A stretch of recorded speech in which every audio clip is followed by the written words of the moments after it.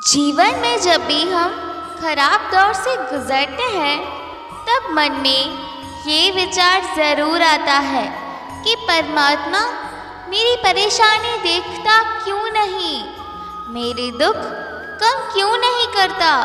पर याद रखना, जब परीक्षा चल रही होती है तब शिक्षक मौन रहते हैं। पूजा करने का कोई सिद्धांत नहीं है, परमात्मा हर उस दिल की सुनता है जो पवित्र, निर्दोष और ईमानदार है।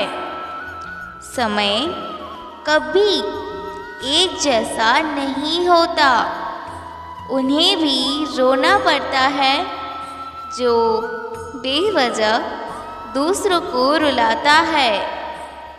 अगर कोई तुम्हें दुखी करे तो बुरा मत मानना, क्योंकि लोग उसी पर पत्थर मारते हैं जिस पेड़ पर ज़्यादा अच्छे मीठे फल होते हैं। रावण ब्राह्मण होकर भी असुर बन गया और शबरी दलित होकर भी देवी। आपकी नीयत सिर्फ आपके कर्मों से तय की जाती है, जन्म और जाति से नहीं। कदर न करने पर ऊपर वाला छीन ही लेता है, शख्स भी और वक्त भी। श्री कृष्ण कहते हैं, रूठ जाने बाद कसूर चाहे किसी का भी हो, बात शुरू वही करता है जो बेहद प्रेम करता है। अहंकार और अकड़ दोनों ही जीवन के सबसे बड़े दुश्मन हैं। ये न आपको किसी का होने देते हैं और न कोई आपका होता है। जो जितना शांत होता है वो उतना ही अधिक बुद्धि का प्रयोग करता है। मन की सच्चाई और अच्छाई कभी व्यर्थ नहीं जाती। ये वो पूजा है जिसकी खोज ईश्वर स्वयं करते हैं। गीता में लिखा है, यदि कोई आपको अच्छा लगता है तो अच्छा वो नहीं, अच्छे आप है, क्योंकि उसमें अच्छाई देखने वाली नज़र आपके पास है। कर्म का थप्पड़ इतना भारी और भयंकर होता है कि हमारा जमा हुआ पुण्य कब खत्म हो जाए पता ही नहीं चलता। पुण्य खत्म होने पर समर्थ राजा को भी भीख मांगनी पड़ती है। इसलिए कभी किसी के साथ छल कपट करके किसी की आत्मा को दुखी न करे। परमात्मा ने आपको सबसे अलग बनाया है, इसलिए दूसरों के जैसा बनकर अपने अस्तित्व को नष्ट मत करे। हानि हुई है तो लाभ भी होगा, और छल हुआ है तो उसका हिसाब भी होगा।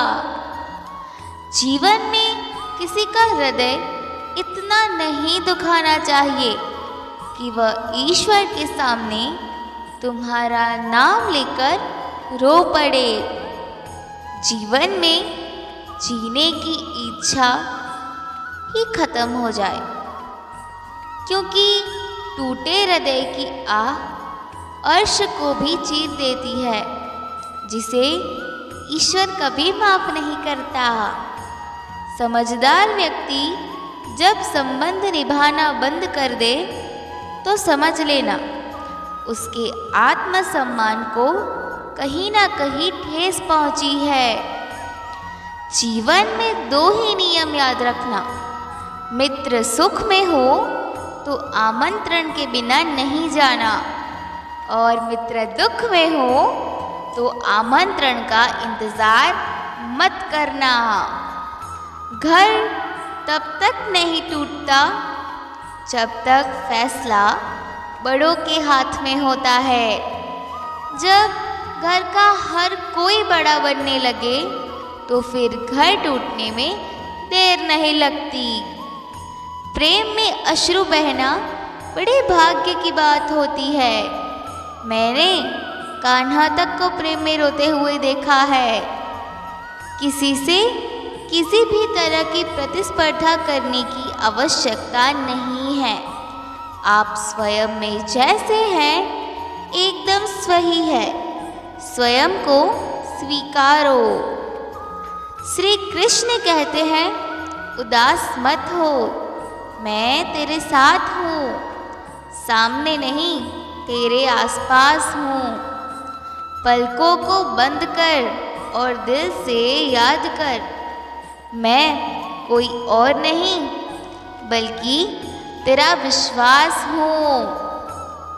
क्रोध को प्यार में, बुराई को अच्छाई में और स्वार्थ को उदारता से और झूठे व्यक्ति को सच्चाई से जीता जा सकता है। लोगों को सफाई देने में अपना वक्त बर्बाद मत करो। लोग वही सुनते हैं जो वो सुनना चाहते हैं। जो तुम्हें सच में चाहेगा वो तुमसे कुछ नहीं चाहेगा। इंसान हमेशा अपने भाग्य को कोसता है, ये जानते हुए भी कि भाग्य से भी ऊंचा उसका कर्म है जो उसके स्वयं के हाथों में है। अनुमान गलत हो सकता है पर अनुभव कभी गलत नहीं हो सकता, क्योंकि अनुमान हमारे मन की कल्पना है और अनुभव हमारे जीवन की सीख है। हे प्रभु, अगर मैं गलत हूँ तो मुझे सुधारो।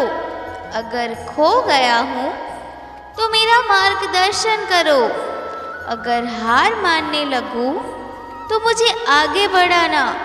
हर सुख में, हर विपत्ति में मेरा साथ निभाना। किसी इंसान के कुछ समय के बुरे व्यवहार की वजह से उसको हमेशा के लिए बुरा मत समझो। कभी कभी हालात बुरे होते हैं, इंसान नहीं।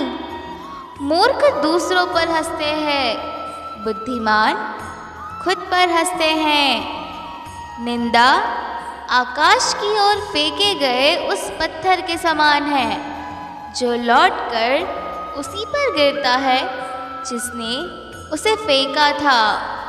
अगर प्रेम किसी से बेहिसाब हो जाए तो समझ लेना कि भाग्य में नहीं है। जिनके साथ बात करने से ही खुशी दोगुनी और दुख आधा हो जाए वही अपना है। संबंध ऐसे बनाओ कि जिसमें शब्द कम और समझ ज़्यादा हो, झगड़े कम और बातचीत ज़्यादा हो, प्रमाण कम और प्रेम ज़्यादा हो। जिस मनुष्य के हृदय में सच्ची मानवता हो उसकी सोच हमेशा यही होगी कि मुझे मिला हुआ दुख किसी को नहीं मिले और मुझे मिला हुआ सुख सबको मिले। पूरी दुनिया को जीत सकते हैं संस्कार से और जीता हुआ भी हार सकते हैं अहंकार से।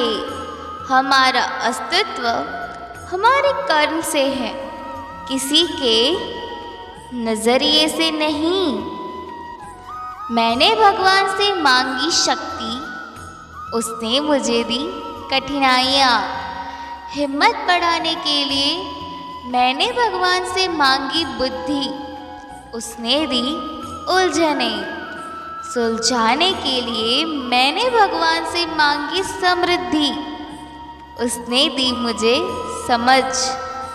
काम करने के लिए मैंने भगवान से मांगा प्यार, उसने दिए मुझे दुखी लोग। मदद करने के लिए मैंने भगवान से मांगी हिम्मत, उसने दी परेशानियाँ। उबर पाने के लिए मैंने भगवान से मांगा वरदान। उसने दिए मुझे अवसर। उन्हें पाने के लिए वो मुझे नहीं मिला जो मैंने मांगा था। मुझे तो वो मिल गया जो मुझे चाहिए था। जब जल गंदा हो तो उसे हिलाते नहीं बल्कि शांत छोड़ देते हैं, जिससे गंदगी अपने आप नीचे बैठ जाती है। इसी प्रकार जीवन में परेशानी आने पर बेचैन होने के बजाय शांत रहकर विचार करें, हल ज़रूर निकलेगा। धन्यवाद।